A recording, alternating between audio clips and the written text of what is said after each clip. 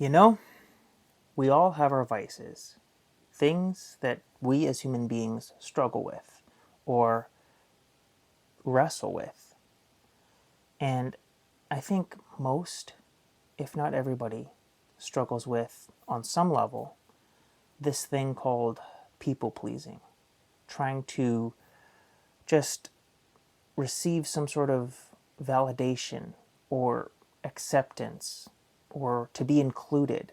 On some level, I think we all struggle with this. Whether it's a big part and you really focus on it and give it a lot of attention and a lot of voice in your head, or you don't and you ignore it.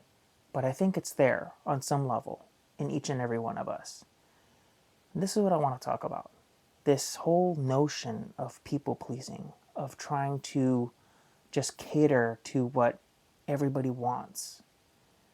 And I know there's no quick fix for it. It's something that we have to fight with mentally, daily. But perhaps maybe this video will just be another tool that you can kind of go back to remind yourself not to get yourself out of that mindset, to snap out of it, if you will. So I hope you will tune in and watch the rest of this video, and I hope you're ready to have this conversation. So with all of that said, let's unpack this together.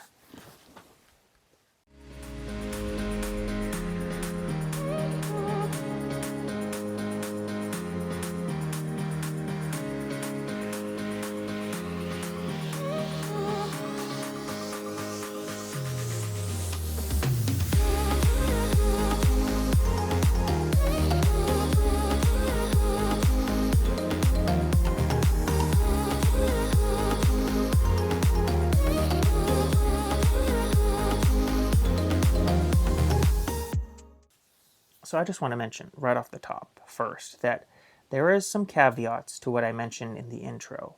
There are some people that truly do not struggle with people pleasing at all. They hear critics and people saying negative things about them, and they shut that out. That's just noise to them. They know what they need to do, and they keep it moving. And for those, well, that's great, because like I said, we all have our own vices and we all struggle with our own things. And that's just not something you struggle with. But perhaps maybe you know somebody that does struggle with people pleasing. So maybe send this video to them, because this might actually help them. But for those of us that actually struggle on some level with people pleasing, whether it's a huge aspect or it's just something, a small voice down there that you tend to kind of look to every so often and listen to, and you have to snap yourself out of it, this video will hopefully help you. Now, there is a clip that I want to show us today from this podcast, The Sage Steele Show. She was talking to Dave Ramsey, and Dave Ramsey quoted one of his friends, and his friend had said this that I think is very interesting and a good way to help snap us out of this mindset of people pleasing. So I want to show this to you, and then I want to give some thoughts on it afterwards. So check this out. Know who my boss is, and it's not a poll, and it's not likes, and it's not the people in the comments section. God, for sure, it's not the people in the comments section. The fear is real, though, and since my cancellation and rebirth, I've been canceled so many times now I can't even count. It's like a badge of honor at this point, because I realized that, gosh, somehow I still woke up the next morning. Still there. Yeah. And then you find strength in that every single day. It's like, oh, you didn't have the power you thought you had. Yeah. Who knew? Yeah. But I also gave him that power for a long time. That's exactly right. That's why if you shift outside what you believe to be true to keep someone happy, then you've handed over your power. That's all exactly what happens. And it's like a friend of mine says, he said, if you try to please the masses, you're going to find out the M is silent. Goodness. Yes, I love that. I love that one, and I will credit you when I use it. It's so true. But as I've kind of gone through my cancellation. That's really good. I don't know if you found it as good, but that's really good.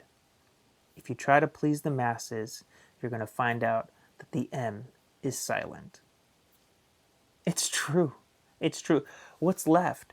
What's left if the M is silent? If the M goes away, what's left of that word?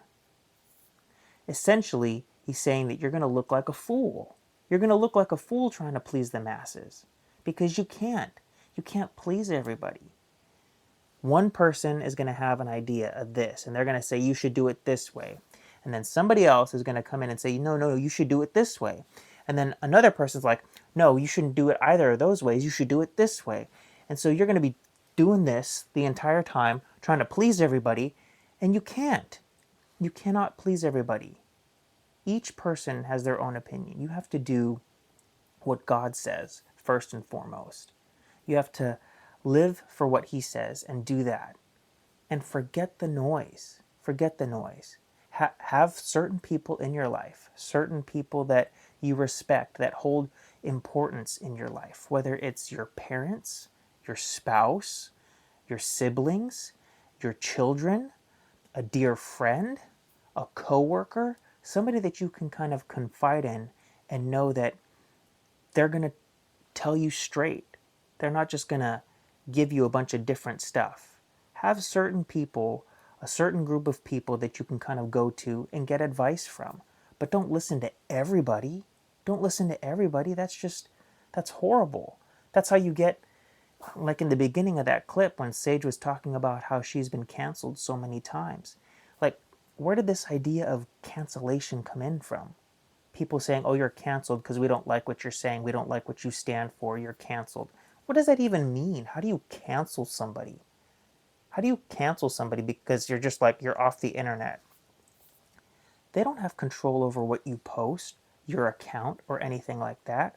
Although a lot of these companies will pull you if enough people complain and cry out, right? So then companies will pull your account, delete your account, and whatnot.